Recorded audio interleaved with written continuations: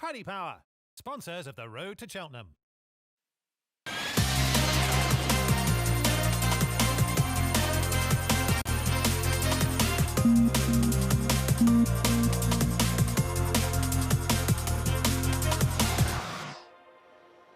Good evening, everyone. The dust has barely settled on the Dublin Racing Festival, and we are going to cast our Road to Cheltenham eye over it. It's going to be a shoot from the hip, quick fire programme, and I'm delighted to say that I am joined, as ever, by Ruby Walsh, but also by Jane Mangan. Jane, this is an opinion-based show, which is why we've asked you. You have been known to contain opinions. Never. I love how you said shoot from the hip, because that's how we're born. You know, anything other than that is just boring, and the people at home want to be entertained. They do. They do want to be entertained, and that is what we are going to do. So, Ruby, we're going to kick off straight away, I think, with Galopin Des Champs, and what a marvellous reception he got. It was brilliant at Christmas. It was brilliant here yesterday, and he was the same. It was. The reception, the atmosphere. Wasn't his best ever performance. No. But it was a great race. It was great to be here. He's so straightforward. He's so uncomplicated. Just book him out. He gallops along. He jumps like a buck. Brilliant here at the second last. And Paul, I think, was more conservative on him. I think Paul Townend is a huge part of Galopin Des Champs, but he'll be a huge part in how long he lasts as well, because he only did what he had to do to win this race in particular. And he quickened up. He made it a race from the back of the second last. Really good at the last fence and pulled away from his rivals again. But look, what did we learn? Fact to file, he probably disappointed. He settled. He jumped better than he jumped at Christmas. I think he's regressed a little bit though. And Grange Clare West was the revelation. Missy Gardens ran well, so too did Monty Spar. I don't know what you're thinking. Maximus is staying on from the back of the last. Hewick. It was a deep field, but he was magic. The crowd got what they wanted, and it was brilliant, and the atmosphere, and he is rock solid. But I think the man on his back is going to make him last as long as he can.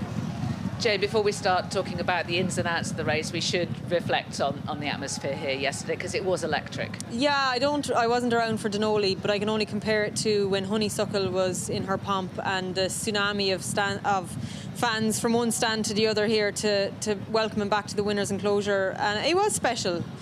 He kind of put on an exemplary display of jumping, a wow display of jumping, and I can understand Ruby's point regarding maybe Fact to File underperforming, but this horse turns up. Was it 14 now from 22, 11 grade ones, almost 2 million in prize money, and Ruby mentioned Paul maybe elongating his career. He's actually made this horse's career. This horse could have been a completely different animal when he was a novice. He was a firecracker early on, and the two of them have moulded perfectly together. And I know he feels pressure when he goes out and rides him. You wouldn't be human if you didn't, but he doesn't show it. He rides him with such great belief, and I know the Irish really appreciate a special horse. But there's a lot of British here this weekend as well, and a lot of them would have come to see him, and he didn't disappoint, as he never does. 7 from 7 around here. I think he brings his best display here. This show is called The Road to Cheltenham. You can argue this, that and the other whether he brings his best to Cheltenham. He is awesome here. I think he does bring his best to Cheltenham. So do I. I don't think he's underperformed in Cheltenham ever. He won a Martin Pipe. He was going to win a Turner's. I thought he was brilliant when he beat Brave Man's game in the Gold Cup, and I thought he was super last year when he beat Jerry Colomb. I think he brings his game to Cheltenham, actually. That was a really attritional race as well last year. These shots were lovely, and also afterwards the way that he was brought up to close to the crowd, some of them to touch him, some to have photos next to him. I just thought that was marvellous. Yeah, and for Audrey and Greg Turley as well, they bring the human element to this horse. I think the first horse they ever had with Willie was Burning Victory, and there's a saying, better to be born lucky than good. How lucky was she when Goshen came down in the Triumph, and that Triumph hurdle win then led to the purchase of another horse who turns out to be... I'd say she was about their 7th horse. The first couple were that good, Jane. I didn't know. The first couple were that good, Jane. You don't even remember them, but I do remember riding a certain horse called Shamsican a long time before Burning Victory was around. There, they didn't mention that in the interview. No, you quickly forget the ones you don't want to know about. So, Jane, is there a horse to challenge him at Cheltenham now? I think that race yesterday, with the exception of L'Empresse, was the Gold Cup. Obviously, it's a different test, but we know he stands up to that test. He's a 9-year-old. I don't see why he's not in his prime right now. The Ryanair is going to be really competitive. Yes. I just want to mention Jerry Colomb before we move on to the Ryanair. You have to mention him. The only thing is we haven't seen him since Down Royal. And why? It's a legitimate question, I suppose. And he wasn't at his best there either, was No, he? he wasn't. But he did run a blinder in last year's Gold Cup and got knocked on the bound a little bit turning in. So, he will be the opposition. He's the only variable. Yes. My heart is kind of thinking that 2 years ago, Galopin Des Champs broke the heart of Brave Man's Game. I think so too. And is it possible the same happened last year? Gold Cups do that, but you have to turn up, and obviously Gordon Elliott isn't going to run him just for the sake of running him. But you'd like to get Jerry Colombe to Cheltenham with a run, because he's a gross horse, isn't he, Ruby? He does take a bit of run. Well, he took a run last year. I mean, you think about him in Down Royal, he did improve from that run. Now he got up to win in Down Royal 14 months ago or 18 months ago, whatever it is. But he does look like the kind of horse that does improve for running. So, Galopin Des Champs, obviously it's a horse race, things can happen, but he is set fair to try and equalise with Best Mate and get 3 Gold Cups. You've both mentioned the Ryanair. Ruby, first off, so you said you think that Mark Walsh would have walked away and felt unhappy. No. Because seemed disappointed, because things seemed to go well for him tactics-wise, and yet it was a regression. I think it was. I think it was a really good losing ride. He got him to switch off. I think he jumped much better. He crept into the race because they hadn't upped the speed down the back. He was able to get up behind them, going to the 4th last. He was plenty close enough at the 2nd last fence, and Grangeley West went back past him. Is it as obvious as coming back and tripping him? It looks the thing to do. But I just think the horse has to refine his mojo as well. What's your take on the Ryanair? Because JP McManus has, if you look at the horses he has for that, Spillane's Tower is only in the Ryanair, not in the Gold Cup. I think that's the wrong way around. And now Fact to File is potentially going to be redirected to the Ryanair. And Corbett's Cross is another variable who's just going to the Gold Cup. I know. Do you make your decision about Fact to File based on other horses owned by the owner? I don't think so. I thought he was given the perfect ride yesterday to beat Galopin Des Champs, and it didn't come off. They tried a few different things. They had his ears filled with foam. They had a cross noseband on him, which he'd never worn, and the race went perfect for him. The only thing I would say is I think once Mark realised he wasn't going to beat Galopin Des Champs, he didn't really get stuck in after the back of the last, and yes, he finished 3rd. I think he could have probably maybe finished 2nd, but like, that's just my opinion. I'd still be going for the Gold Cup. I still think you have races that fall apart. God forbid anything happened, Galopin Des Champs in the Gold Cup. If he did underperform and you had Fact to File in the Ryanair and you're thinking L'Empresse has won the Gold Cup, you're thinking, like, this is why you have horses, this is why you have staying chasers. The Gold Cup is the race. Extra 2.5 furlongs, though. You can't say he didn't stay yesterday. You can. Are you going to say it? I'm not going to say he didn't stay. I'm just going to say that I can't see him improving for an extra 2.5 furlongs. Yeah. Okay. I think when you look at Fact to File, what or when was his very best day? I think it was John here last Durkin. Yeah. But even John Durkin, 2.5, here last year in the Ladbrokes Novice Chase 2.5, they're his 2 biggest days at the intermediate trip. Is it as simple as that? Okay. Grangeley West. Yeah. Does he bought his way to the Gold Cup there? Absolutely. Looked like it was a huge step forward for him, wasn't it? I mean, he was a Grade 1 winner as a novice chaser. He hammer Corbett's Cross here in a Grade 1. Hammered, and that was a huge step back in the right direction for him. So he definitely has stuck himself in the Gold Cup picture. You'd want to wait until he actually turned up on the day, wouldn't you? Because he's a bit fragile. I think his record speaks for itself. Yeah. And how about Jane Montestar and Embassy Garden? Montestar has improved past Embassy Gardens, bearing in mind that horse was giving him weight at Tremor. Yeah, Embassy Gardens did fizzle out last year. Hopefully he doesn't do that this year, but for me it's question marks all over the shop. And Monty Star came up short last year, Grade 1 company, and he came up short yesterday, given a lovely uncomplicated ride. He had the benefit of a run. He looked fantastic in the ring. But he wasn't as good as these as a novice, and he might just fall between a rock and a hard place, because I'd say he is a real stayer. It's easy to say, look, is he a national type, but he's going to have this massive rating. Is he worthy of a place in the Gold Cup? Henry de Bromhead, I wouldn't underestimate him in March, but he'd have to improve a lot. It's possible that that is what he is, but you've mentioned it, the staying aspect of it. He's never had a really strongly run 3 miles. He's going to get a proper test over 3 mile, 2.5 furlongs. I'd still be going to the Gold Cup, and I'd still be thinking he'd win a big race, actually. How many excuses do you want to make for him? I mean, he has had a truncated season as well. There's no way the intention was to start on New Year's Day. He was unlucky in the RSA. He was unlucky. Yeah. He was unlucky in Tremor. He's unlucky again in Leopardstown. You're getting a price for it, though. Well, you're more likely... You have to run him in the Gold Cup, because, let's be honest, he doesn't have the tactical speed for the Ryanair anyway. No, absolutely, absolutely. Right, OK, national thoughts. Was any of those horses in that race? Oh, sure, I know the way you're thinking. Just qualified, he finished fourth. Yeah. Thought I Am Maximus showed an awful lot more. Obviously, he did complete and he came home with a bit of gusto. But he's going to be awfully again, though, didn't he? Sure, he can do that, but he's going to be top weight, so you've got to work off him. Yeah. Or it looks like he'll be top weight in the Grand National. 167, is he? 168? Thereabouts. Yeah. You work back to Monty Star, 152, I think, was he yesterday? 158. I think there'll be, Embassy Gardens.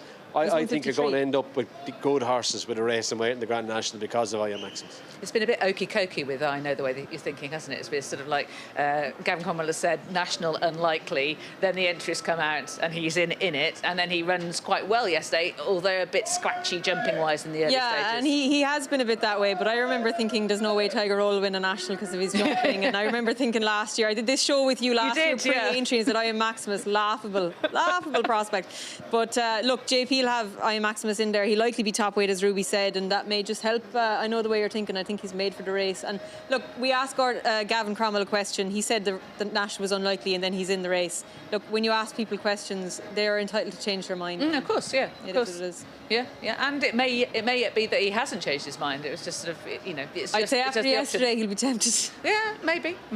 Right, OK, so those are the staying chasers and potentially the intermediate distance chasers. We're going to drop down to 2 Mile 1 and talk about today's Dublin Chase and a race, Jane, a horse, Jane, that we're going to have to take much more seriously, Solness. Guilty as charged. Thought it was a fluke at Christmas. Thought it was a great ride from JJ Slevin. Thought everybody else got the track bias wrong. And he was there for everybody to chase today, and they didn't chase him. I thought some of them were flat out. I thought Paul Tannen was hoping things might happen. When you're hoping, you're going the wrong way. And when it looked like Marine National was coming to take him, he pulled out a bit more. So Solness is now a legitimate candidate for the Queen Mother. He's going to have to prove himself at Cheltenham. He's done once in the Grand Annual and he didn't turn up. No, El Fabiola's about to tip up here. He just brushed the top of it and got too high behind and turned over. And I'd imagine he might go to the Red Mills now in a fortnight, providing he's OK in the morning. But look, really be keen to get a run into him. And today wasn't a run. The vets had a look at him, didn't they? And they said he's OK. Yeah, he was standing in the reins. That's why he was stood where he was. But look, it did look like here that Marine National was going to come and get Solness in front. Calixios had tried to follow him. He paid the price for it. Gaelic Warrior, by Paul's body language, he was never really happy. And they couldn't. I think you have to take it seriously because I think they couldn't follow early. That Gaelic Warrior performance was reminiscent of when he just tipped up at the last year behind Factifile. But this horse in front is having his 8th run since he disappointed in a Galway plate. It's an unusual route to Cheltenham. It really is. The thing that impressed me most is having bridged this gap, and I know that Sean Flanagan felt that he got at Solness here on Marine National. It's what he does from the last of the line that impresses me about Solness. It did, and Marine National impressed me as well. He showed a bit of resolution today, and he chased down Solness, and I think he kept going well enough. But I agree with you, Solness, when Danny got after him and got stuck into him, he found plenty and got himself to the line. He's now a dual grade 1 winner. I think his style of running, though, is absolutely tailor-made for John Bunn. For John Bunn, yeah. I know that Danny was quite sort of fancying the old course, the emphasis on jumping, the quickness of it comparatively of the two tracks, and he was thinking that this horse would be suited by that test, and Joseph O'Brien saying that the horse that beats him is going to have to come and get him, and they weren't able to today. I think he will, and you'll have to follow him because he's going to keep going to an extent, so you're going to have to go with him and follow him, and that'll make it an end-to-end race. But I'd say Nico de Bonneville and Nicky Henderson will be happy enough to have a really good pacemaker in Solness. And how about the race? How the race kind of set up in the early stages? Because there was a point where Sean Flanagan kind of covers Solness going forward on Marine National, doesn't he? I think he'd thought in his mind that he was going to settle further back on Marine National. Then he saw Solness make that move that everybody had seen at Christmas and caught everybody out. Yeah, but I just think that you're looking at thinking, lads, you can't let him off, and you're thinking.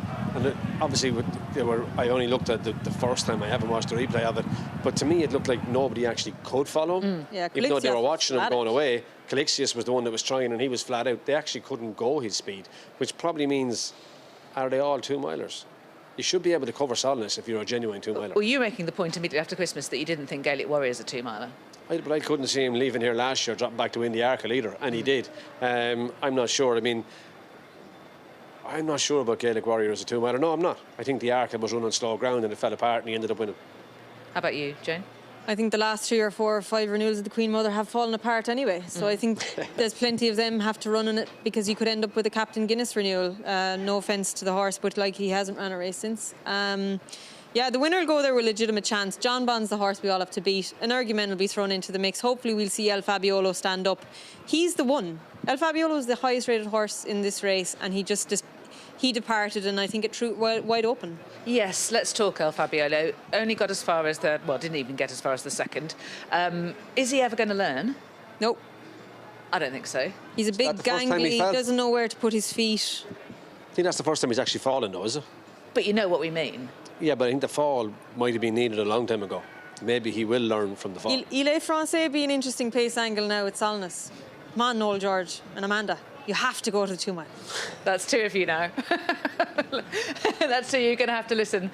Noel and Amanda, yeah. You would like to see that? I don't know. Again, I'm underestimating Solness. I don't think Solness would lie up with Ile Francais going forward. I don't either. It's not like you sit on the fence. Jen, I've already made this point. We did a whole half an hour on a show on this. I'm only reiterating what I've already said. I do sometimes. And so for you, is John Bond the one? He is. Yeah. Some people will point at maybe he doesn't bring his best to Cheltenham. Some people will look at the El Fabiolo line of form in the Arkle, but he's steadfast, and he's the benchmark. Okay. So that's how we're feeling about the established chases. We're going to break off momentarily and invite Frank Hickey from Paddy Power into the studio, and he's going to chat about the races or the horses that he's most interested in as a result of the DRF.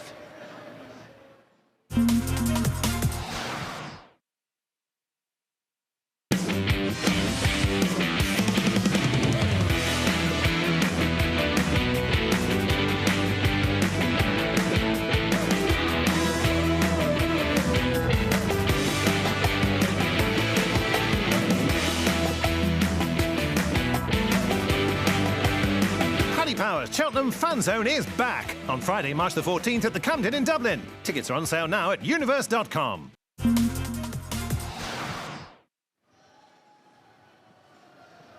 So Frank Hickey has joined us here in the studio. He's the chief odds compiler for Paddy Power.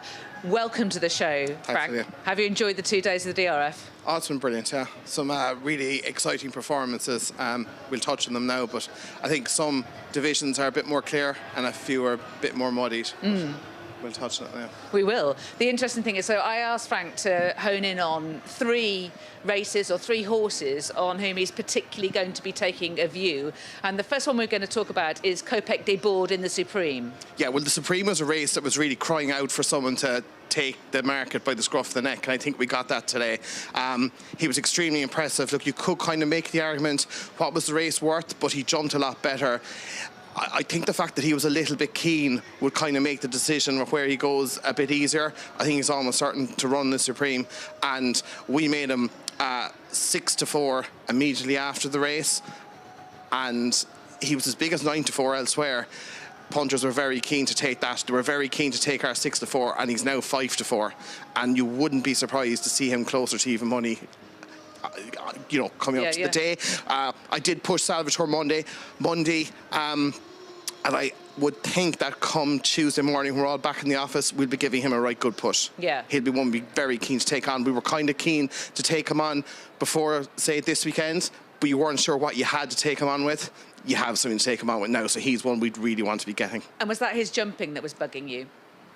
Salvatore Monday? Yeah. Just a lot of things weren't... He didn't wow whatsoever, and he was kind of at the top of the market because there was nothing really there. And again, a lot of it's liability management. So that's what we're doing. Like, punters wanted to back him. They've been backing him since last year, and now the fact we have something to really take him on with, we'd be, keen to take him on and happy to have a decent liability on him, rather than if we hadn't Kopek Des Bordes, you'd be a bit more nervous about having a large liability. Absolutely. Now you wouldn't be. Okay, so Kopek Des Bordes has opposed his stable companion as favourite for the Supreme, for Salvatore Mundi. And we move on next to Final Demand. And immediately after that race, I received slips for both the Turners and the Albert Bartlett. And he's clearly going to stay further, but he's got a bit of speed as well. What's your view? I think he's a middle distance horse. I think, with the ability he shows, with the Albert Bartlett maybe, not be the best move long term for him. And I think, again, the way the whole weekend's worked out, I think it's worked out ideally for him to go to the Turners. Now that you have Kopek Des Bordes and Salvatore Mundi for the Supreme, look, what they have for the Albert Bartlett, I don't know, but we were really impressed. I know initially we went kind of like 7-4 and realised we've kind of maybe gone a bit too short and maybe showing our hand a little bit too much. He's 3-1 in other firms, and we can ease them back out to 5-2. But I think today it was kind of said he'll definitely go to the Turner, so I nicked him back to 9-4, and I think that 9-4 is only because of where it sits in the market. If the other firms started to come towards us, I'd be keen to keep him on side. And I think now again we've got something to go after the new line with, and I'd be out to take him, particularly with the English form looking a bit more suspect than what it might have done a week ago. And have you pushed the new line out today? Eased them out. I think we're, I can't remember, 11-4, 3-1. But again, I think when we're all in on Tuesday and have a bit of a chat about it, we might be a bit more aggressive in what we do with him. Yeah. Okay. We're now going to move to novice chasing, and Paul Townend has got a bit of a decision on his hands between Ballyburn and Dancing City for the Brown Advisory. How do you see it? I'm a massive fan of Ballyburn, but I'm yet to be convinced about him.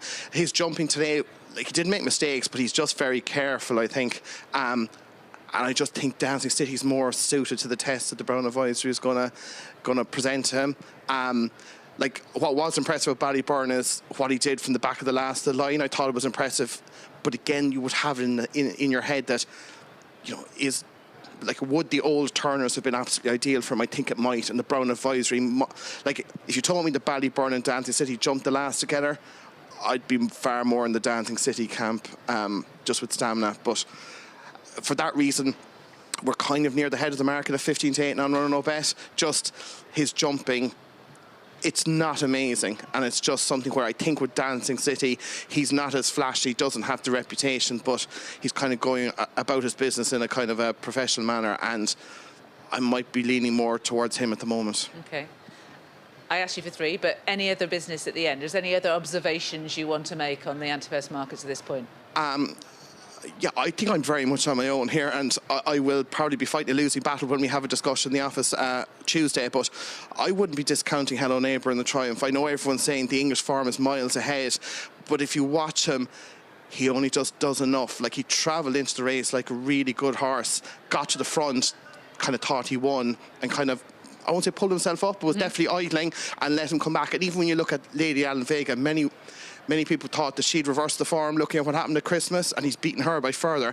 And I just think if you get a really good horse like East India Dock and Lulamba to take him a bit further, I just think the way the prices are going to work out, I can see the market very much lean towards the English horses, and you might get something like 7 or 8 to 1 Hello Neighbour potentially. That would tend to me now. I think even if you look at the way he won his flat at Maiden and Navan, it was very similar, where he kind of just did enough to win, and I think he keeps a little bit back for himself, and that's what I want. It's all about price again. If he's 4-1, he wouldn't interest me on the day, but I think he's going to drift, and he'd be one I'd be, it'd be a dirty each way bet, shall we say. Nice way to end. Well, Frank, I asked you for 3 opinions. I got 4. You've spoilt me. Thank you very much, Frank. Thanks very much for having me. We'll have Jane and Ruby rejoining me in a few moments' time.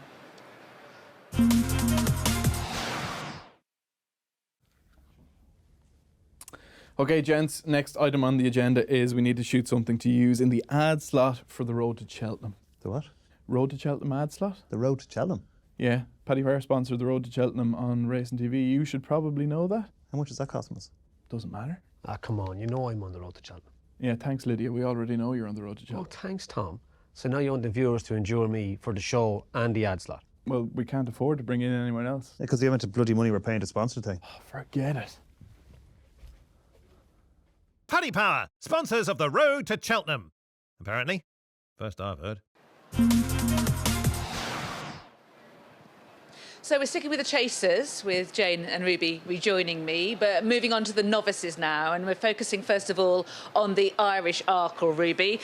Mashborough, the race didn't pan out as I imagined. I thought Touch Me Not would take Mashborough along, but Mashborough was having none of that. I'd say it didn't pan out like anyone thought it would, to be honest with you. Lydia and Mashborough rubbered up to the first of Mark Walsh, let fly, and he was always on the front foot then. He was a bit in and out down the back, showed his novice and his inexperience, but he's jumped at the third last. I thought he was nimble at the second last. I thought he was brilliant at the last.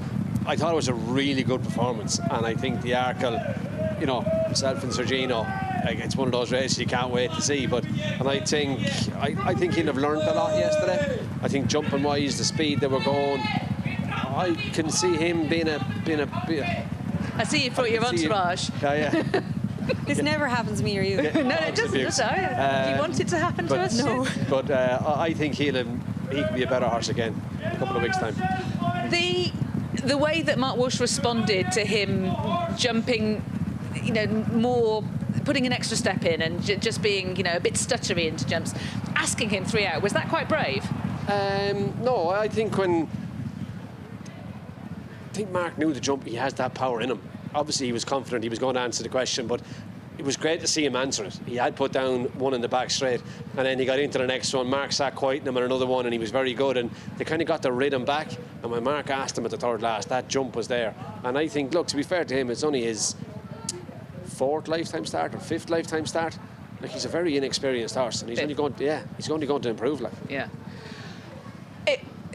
He's clearly got a huge engine. He's a very exciting horse. He is a novice. He's entitled to make mistakes. But he's got to jump better to beat Sergino, hasn't he? He does, and it's funny because we're talking about inexperience, and Sergino's had one start over fences as a 4-year-old to beat Ballyburn. So obviously he was just electric from day one when he was schooling. I remember him walking into the paddock here behind us as a juvenile in the spring juvenile last year, and he finished 3rd behind Cargazzi and Stormheart, I think. And everybody was just like, oh, wait for next year. Like, nobody, we thought he'd win the Triumph, we hoped he'd win the Triumph, and he did that. He's always had a wow factor, but I think in Sergino we have an amazing match race. I hope there's more than 2 runners, but will we need more than 2 runners on the day? His jumping needs to be better. That 4th last down the hill in Cheltenham will look big, but he's entitled to improve. 2nd run over fences.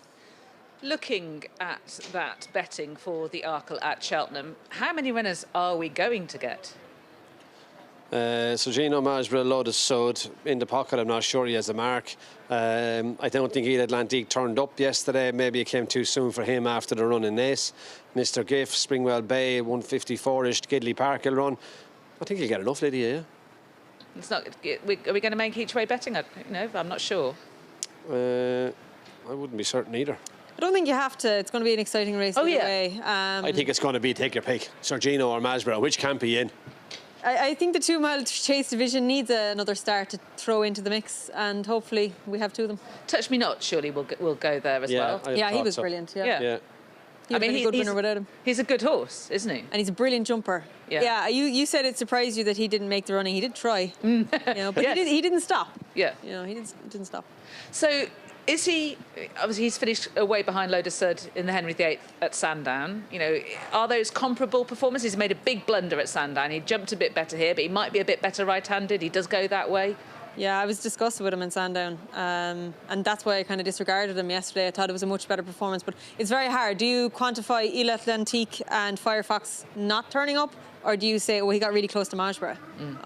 I interpret it as a positive. I think he ran a really good race yesterday, and he put Sandown behind him. I was positive too. You? Oh, yeah, absolutely positive. But I think maybe that race in Naas, Firefox, Ile Atlantique, it does look the 2 of them underperformed. Like, that just came too soon.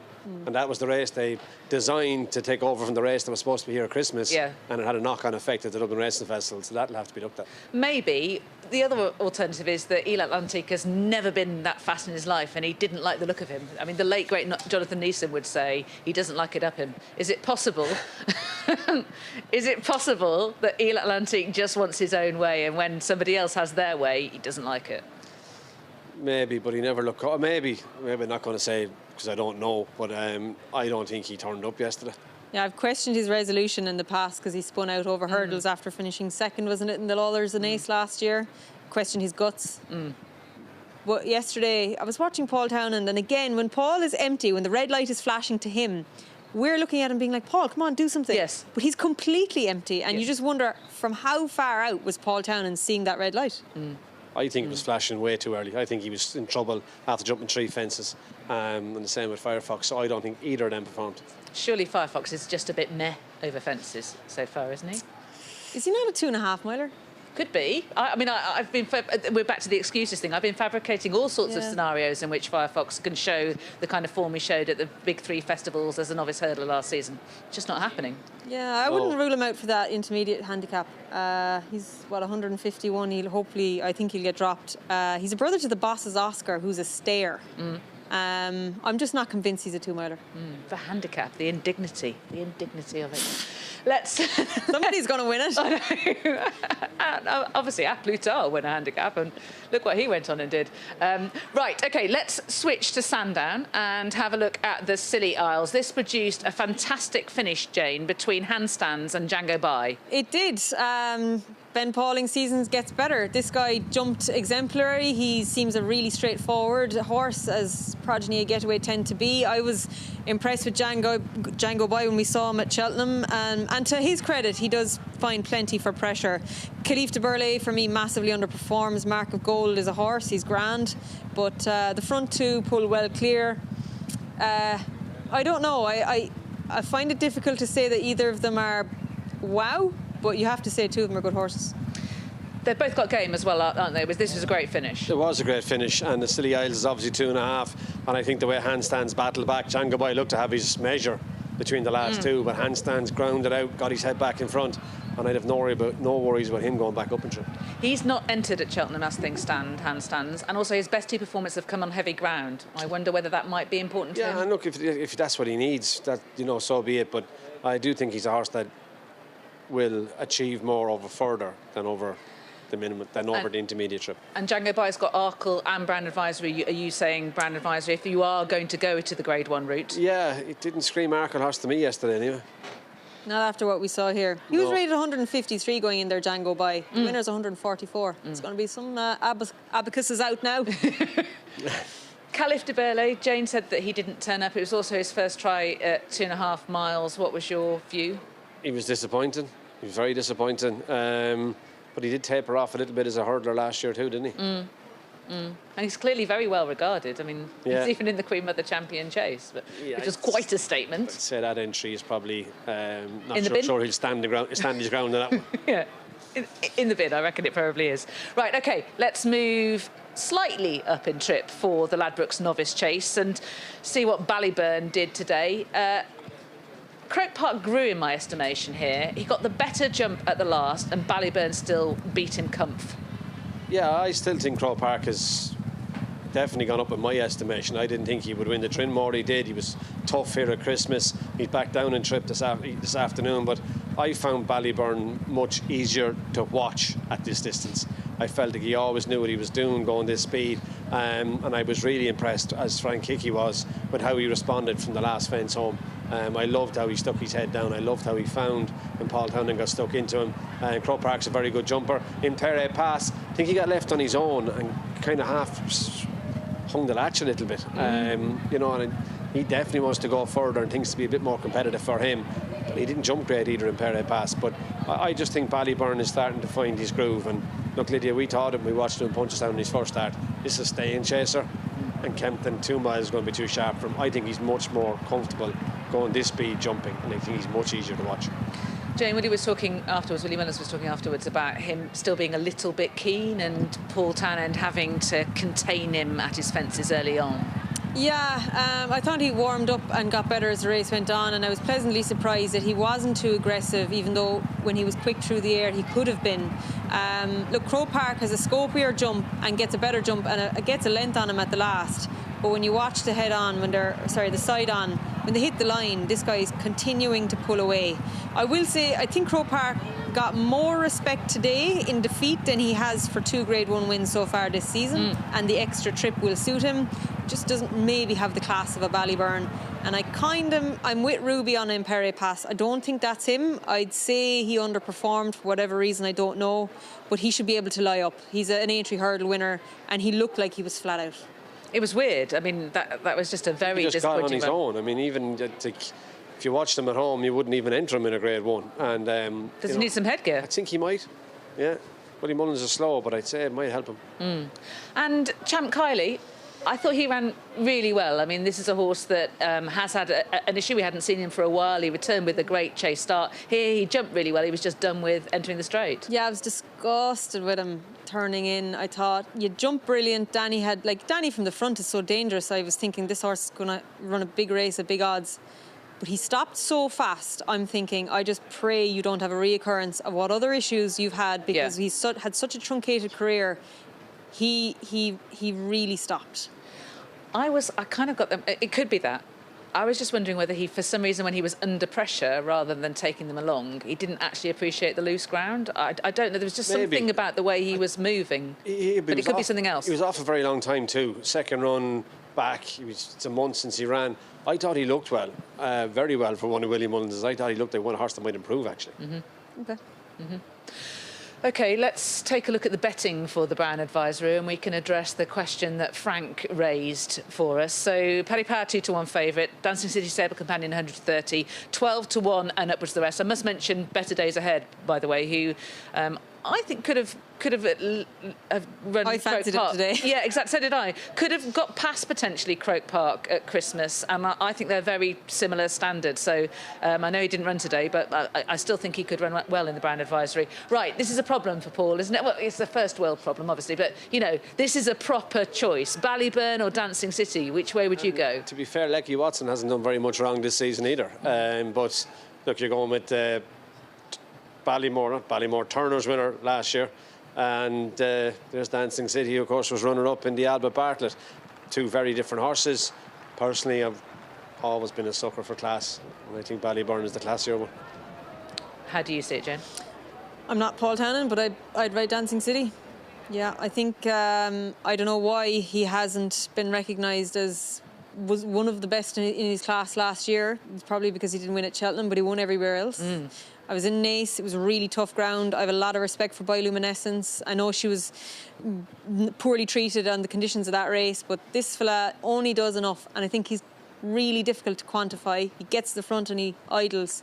His jumping's exemplary. I think it's going to be a tough decision. Ground will play a factor, but yeah, it would be Dancing City for me. You? Come on. I think it's really, really tough. I like them both. Everything you said about the Nace success, I agree with. I just do think that Ballyburn's a bit classier. Just something about him. And also I can see more ready improvement in him. I still think he's got L plates on over fences. He's doing well and better all the time. Do think Kempton would have probably taught him quite a bit, and I think this will have taught him even more. So yeah, on balance, I think Ballyburn, but I'm not underestimating the toughness. Yeah, of this. you're probably asking yourself which one could win a Gold Cup next year. Yeah, quite. Both of them could. Well, I mean, certainly, I think Ballyburn's got the class, and Dancing City has certainly got the stamina. Yeah, it's a tricky one. It'll be great, won't it? It will be. Absolutely, last it will year, be. They would have been completely split. Ballyburn will be going 2.5. Dancing City will probably be running in the National Hunt Chase, and Lecky Watson will be going in the Brown Advisory. But happily, they're both going to the same destination. Right, those are the chases. We're going to move on to hurdlers now, and we're going to start with the young uns and the spring hurdle, and that was won by Hello Neighbour. Now, Jane, you heard Frank giving a positive mention to this horse and thinking that maybe the market is underestimating what he could be. Yeah, I understand a lot of people's opinions will be that the UK form is better. I think the UK form is better. I think this fella had everything go right for him on the day. He had a perfect split off the bend. I thought he was going to pull away, and he didn't. Galileo Dame, who was probably ridden to run well in the red colours of Home by the Lee and behind, she flashes home on the outside of Lady Vega Allen. But having travelled so supremely well, yes, he was a little bit keen, but not too, didn't exert himself too much. It was a great win for Gavin Cromwell. First win in Ireland at Grade 1 level for 4 years. I just thought he was going to put it to bed, and he needed the line. Yeah, she's rallying strongly, isn't she, Galileo Dame? She is rated 96 on the flat. She was thought good enough to win in an Irish Oaks. And he's rated 97 on the flat. So, you know, they've both come up there. I thought it was a strange race to watch. I didn't think they went quick. I thought the front end was definitely the place to be after they jumped 2 hurdles. Yet the 4 that went along at the front ended up the 4 at the back. Those that dropped in came through to win. I thought he was more manageable. The hood's worked, hasn't it? Hood worked on Hello Neighbour, and he beat Lady Vega Allen further, so he's definitely improved a little bit. And maybe a stronger run race will suit him come March time. But you would have to think Lulamba and East India Dock just posted more wow factor or more dominant displays. I think the form is better. Yeah. I would even put Gary Moore's horse. What's his name? The horse was second in Ascot. Pull a horse. Like, if he didn't pull the way he pulled at Ascot, he shouldn't have finished second. Mondo Man. He ran in the King Edward, didn't he, behind Calandagan? Like, he's, again, another very classy flat horse. If he learns how to settle at all, he has some engine. Yeah, I see that very much. How about St. Lucie? She was disappointed. She was way too keen, wasn't she? Yeah, she's a bit of a lady. Ruby, you can tell us more. Even in the ring, she was dancing and prancing. Here yesterday afternoon for whatever reason. She's not that like that at home, to that extent anyway, and she was really, really keen. I thought she was actually going to run away with Paul Townend when they jumped the 3rd hurdle round the bend for number 4. I thought she was going to get running on him there, and she just pulled herself into the ground. Can we mention the Boodles Fred Winter? Am I allowed for the first time this series to No. No. Instead of mentioning that, can we mention, would Galileo Dame... 4-year-olds never won the Mayor's Novice. It's not that old a race. She'd have 10-6 if she ran in the Mayor's Novice. Interesting, that. She's not going to win the Triumph, I don't think. That's where I'd be looking. Okay. Entrance coming up fairly soon, I think, for the Mayor's races. So it'll be interesting to see if she is in there. Yeah, 10 stone 6 versus 11.7 if you've won a graded race would be quite the penalty. 2-1. 2.5. 2-1, isn't it? No, it's 2-1. Yes, of course. Yeah, 2-1. Sorry. Yeah. Look, she's by Galileo Gold. If you told me she was going to run that race in a Grade 1 over hurdles, I'd laugh at you anyway. So she's already done it. She's already franked me. She's won a 10 furlong maiden here at Leopardstown. She's obviously got a lot of class, but she didn't stop when she hit the line here. She didn't. Okay, so Boodles Fred Winter, nonetheless, she persisted. Willie Duell. Much better performance. Tongue tie in the hood, settled much better. But I still think he's a lot of maturing to do, Lydia. He's a shell of horse, and possibly came home well, but that's sort of the winner came from just in front of him. It was the place to be, and Galileo Dame doesn't have the experience he has. So yeah, I wouldn't put you off him, but I think something else will jump out at you by the time that comes around. I'm not advocating him for it necessarily, but I do think he's got a very solid jump, and that is going to stand him in good stead against other horses in that kind of field. I would agree. OK, let's move on to the Nathaniel Lacy, the race that kicked off the DRF on Saturday. And Final Demand put his hand up, Jane, for the Turners, I think. Yes, the intermediate distance. Yes. Yeah. Walking the park out of Flemonsfort mare, who was best at 2.5 miles, Zuska herself. We thought it was a decent race going into it. Yasmin DeVoe, Super Sunday, Mozzie's sister, Wingman, I Am Lorenzo. You can make excuses for horses in behind, but it was kind of just so simple. Paul was in the pocket. He was a little bit keen, but not drastically. He looks like a chaser in the making. His high knee action, but he's got class and he can jump. And I think Brian Drew and Caroline Tisdale have a real one. Willie Mullins seemed really pleasantly surprised by the calibre of this performance. Yeah, it was a big jump up from his maiden hurdle win at Limerick, even though the form of that Limerick race had worked out really, really well. I think Willie said to Nick, just as we were finishing up live racing today, that he more thought the Turners for this horse going up in trip. Whilst ultimately he does look like a horse that will be a staying chaser. Yeah. Willie's not keen to go that distance with him just yet. I thought he was really impressive. He's not Flash Harry at home. To ride him, you wouldn't. He's just rides like any average horse, but he's a hell of a racehorse when he gets to the racecourse. Yeah, I'm developing fondness for this horse. I love the way he jumped at Limerick. I liked how unafraid and bold he was, and here he's obviously got that bit of class as well. So none of us are arguing with the Turners, are we? And he's a great mind for the way he's bred. He should have loads of fire, but he seems to just be straightforward. I said it yesterday. He's the most unwalk in the park. But even Flemonsfort is hardy. Yeah, Flemonsfort, I suppose there's definitely a kick in a Flemonsfort, but this fella, he does ride way more like a Flemonsfort than he does a walk in the park. He's forgotten about York Hill. Was York Hill by Flemonsfort? Was he? Maybe he wasn't. Could have been. Tidal Bay. He wasn't. He wasn't simple. He was just slow. All right, That's a Arkle bit winner. rude. Yeah, Arkle winner. Good grief. Right, so Final Demand is the 11-4 favourite with Paddy Power for the Turners, and you've heard Frank Kicker's reasoning on that. The new line has been pushed out to 3s. Kopek Des Bordes we're about to get to. The Yellow Clay, the winner of the Lawlers of Naces at 7s, and Cowaboomga 10-1 and upwards. The rest, Dependable Wingman. Hasn't he ran a run well? blinder, absolute blinder, so he did. And Dependable Wingman is a great way of describing him. And handicap, surely, for him at the festival, wouldn't you think? How many runs has he had now? Is that his 5th? I think so. I think it was. Yeah. So I think he's qualified. Yeah, you could be. Look, we're really impressed with the winner. Mozzie's sister finished 3rd. I thought that was a great run by her. But you would just maybe question the rest of the form. But you can't take away from the brilliance of the winner. And Jasmine DeVoe with the first-time cheek basis. A bit better. Yeah, as if two legs were tied together as opposed to 4. As opposed to 4. A lot of schooling done.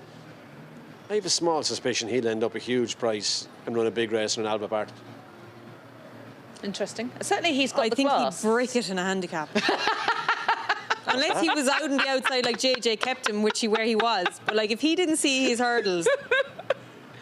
That's what we've come to see. And Super Sunday, he was a disappointment, wasn't he? A bit stiff behind afterwards, very apparently. keen, wasn't he? Yeah. Very, very keen again. And that was his 5th run, but I'd be going back and trip with him.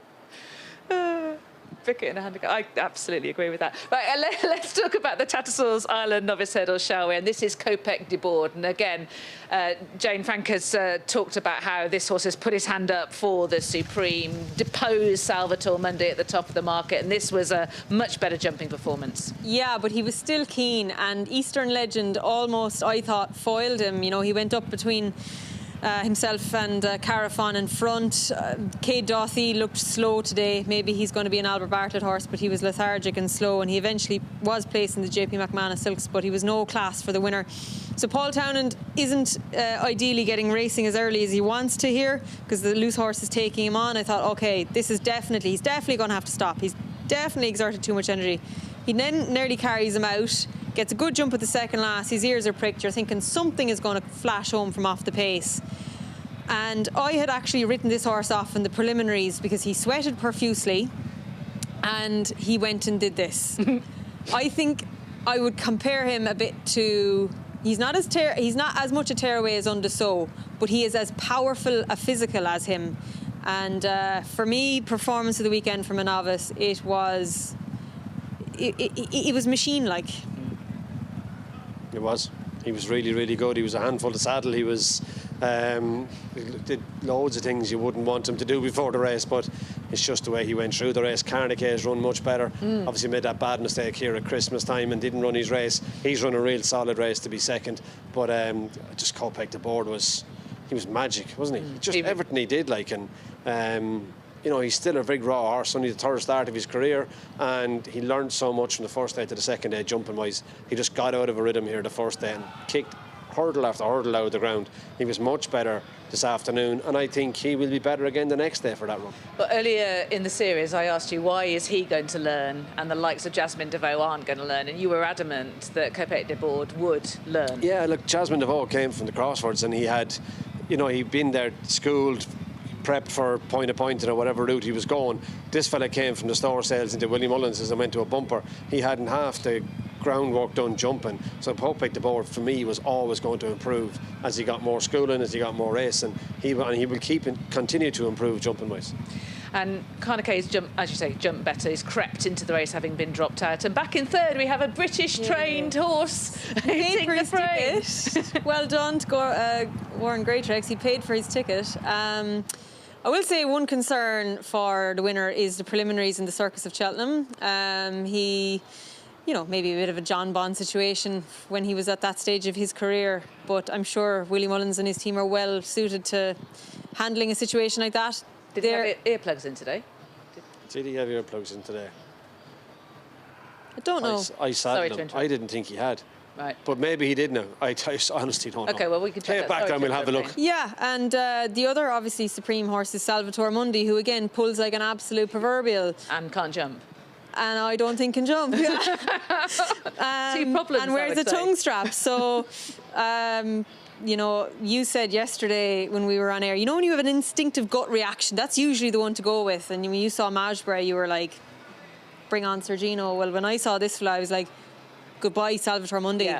Yeah. Which is how it's panned out in the market as well. Let's have a look at the Sky Bet Supreme market, shall we?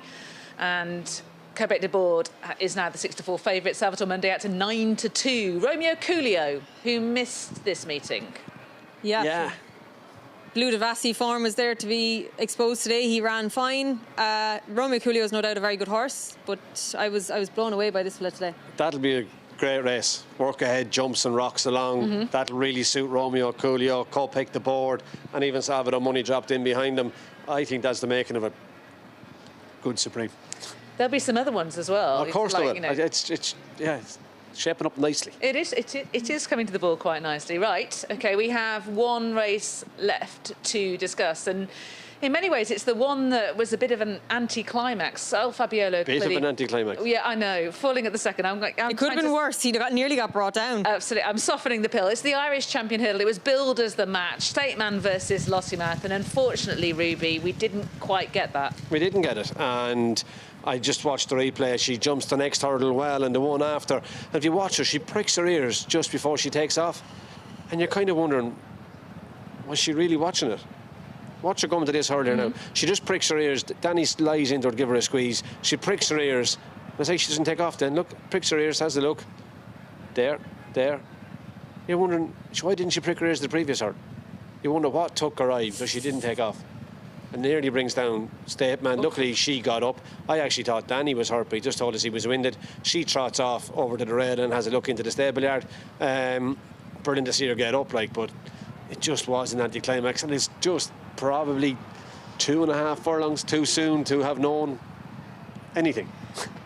Paul Tannen said afterwards that State Man felt a lot better, particularly at the hurdle prior to the one where Lossiemouth unfortunately departed. He felt this as he was in previous seasons, and he hasn't felt that from him. So he was a lot more positive in that regard. But he still said, I don't know any more really than I did when I got on board. Yeah, sure, he couldn't, because they'd gone a good gallop. They went at each other, jumped out, rocked along. It was two lads having a good go to win a Grade 1. And she falls at halfway, and then he's left a mile in front. He wouldn't exactly be he wouldn't kill himself anyway. And when he's left on his own, he saunters around. But he's exhausted, isn't he? By the end, don't you think? Because no, I'd say he's doing nothing. I'd say he did nothing. Pulled himself up. Okay, he's doing 28 miles an hour jumping that hurdle. I'd say he's at home in the gallop. They'd done 35 at one stage of this race, which is when he was out of his comfort zone, set by Brighter Days Ahead of Christmas. I don't know, you can take a line through winter fog if you want, but look, State Man is back, and it was just unfortunate, but just thank God the mare got up. Graham Cunningham I watched this race in the stands, because obviously you would, wouldn't you? You know, you've come all the way from the stands, so, you know, watch the live race rather than on the screen. Graham Cunningham was talking to me just before we came to do this show, and he was saying that up until the point where Lossiemouth departed, this field, the two of them, were 30 lengths faster to that point than the Kopek Des Bordes race, and 40 lengths faster than in this race last year. So, you know, they'd gone, as you said, they'd gone a really good clip. If he was a little bit tired, and I know neither of you think he was. Don't get me wrong, but I don't think he was as empty as he looked. To the naked eye, he did look, God, is he trotting up and down in the one spot? I don't think he was anywhere near as empty as he looked, because he is... in fairness to him, if you gave him the option, he probably wouldn't come out of the stable. Which is a great asset. A huge asset. And it has been all his life, and that's what's going to stand to him in the future. Look at him. Does he look like he's going to fade away?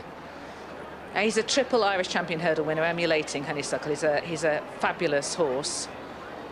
And he was well received by the crowd, who, of course, were disappointed, weren't they? I mean, this was the clash. We had on Saturday the perfect script. Galopin Des Champs did what he did, and Majborough was a little bit wow, and everybody was sent home happy. And the adulation today was obviously tempered. There was a lot of people heading for the turnstiles because they didn't get what they thought they would, but... Again, that's sport. Sometimes horses don't run to form. She fell, and thankfully she. It was a match. Ultimately, it was a match. Imagine if he brought her down. I mean, she brought him down. To have the winner. Absolutely. I know, yeah, but like. Yeah, I mean, it was really quite close. I mean, she took the legs from under him. Yeah. He had to be pretty quick. He did, in fairness to him, and he stayed standing. But look, that just happens, doesn't it? OK, let's take a look at the betting for the Unibet Champion Hurdle. And I'd imagine that Constitution Hill and connections of were looking on and thinking, well, you know, we still feel pretty happy with our pole position at 8-13 with Paddy Power. Brighter Days Ahead, will she, won't she, 4-1. Lossiemouth, will she, won't she, 5-1. Stateman, 7-1, and the rest. So, Ruby, as a result of what happened here, Willie still seems to be saying, as long as Richie wants to go for the Champion Hurdle, that remains the plan. I just heard him saying it to Nick Luck, yeah. That has been the plan, and unfortunately today you didn't find out whether you should or you shouldn't. So, look, see how she is tomorrow and the next day. But, look, she seemed to get up pretty quick and trot away grand, so fingers crossed there shouldn't be any issues with her. School her, prep her, and get her ready. But I'm afraid today you learnt nothing. What are your thoughts? You know, we nearly had this situation at Christmas when King of Kingsfield nearly came down and Brighter Days Ahead was right behind him. So this happens. Yeah, it was inconclusive. Constitution Hill, everybody will still think he's untouchable, but we're trying to line up a few troops to target him, and a month will tell a lot, but I just would be worried about her confidence now, because she didn't just fall, she took a cruncher. Yeah, that's always hard to quantify. The two of you would know a lot more about that than me. Depends on the resolution as well. Like, I could see the fall not knocking a fog out of El Fabiolo. Whereas she... Because he's nothing going on upstairs. Whereas with we all her, know that's true. You know when you school her. Now, she obviously won't school for a couple of weeks, but you know when you school her. But yeah, it would be a concern. It's unusual, isn't it? And she's a good jumper. As you say, there was something weird about the fall. She just pricked her ears and it looked like she wasn't looking at it. No, of course. I'd say she's probably not ideally making the running as well. But look, that's a debate that really doesn't really matter. And what do you think about connections of Brighter Days Ahead would have made of that? Is that going to influence their decision, or are they just looking at their own mare and making the decision based on that and her long-term career? I think they'll make a decision on their own mare. They won't really have... What did they learn today either? Nothing. No more than any of the rest of us. So I'd imagine they'll decide what to do with their own mare. But look, she was brilliant here at Christmas, and she's a very good racehorse. I suppose what they did learn is that, you know, that Stateman isn't necessarily as good as he was last season. You know, I know Paul Tannen said he was better than he has been the first two starts, and that Lossiemouth has just had a fall, and that, you know, they're thinking we could have had potentially two horses that we were very scared of on the basis of what we've last seen, and we've just got Constitution Hill. I just wondered whether that is a factor. I'm not convinced of either of you, I can see. I think Stateman is still 7-1, even though he won today, and Lossiemouth's still 5-1. So I don't think you, with Brighter Days Ahead, have to make your decision based on them. I think if the mare is piping hot like she was here at Christmas, then you take on the best. Okay. And Constitution Hill for you is still... Oh, he's still a horse everybody has to beat. Look, the O'Learys are sporting people. They don't have race horses for the, you know, they're here to be entertained, and I would be hopeful. Okay. Well, hopefully we have entertained you in this quick fire Road to Cheltenham show. Ruby, thank you very much for your company. Thank you very much for joining us, Jane. We've really enjoyed having you here. Thank you very much for watching. Good night. We'll see you on Thursday as usual.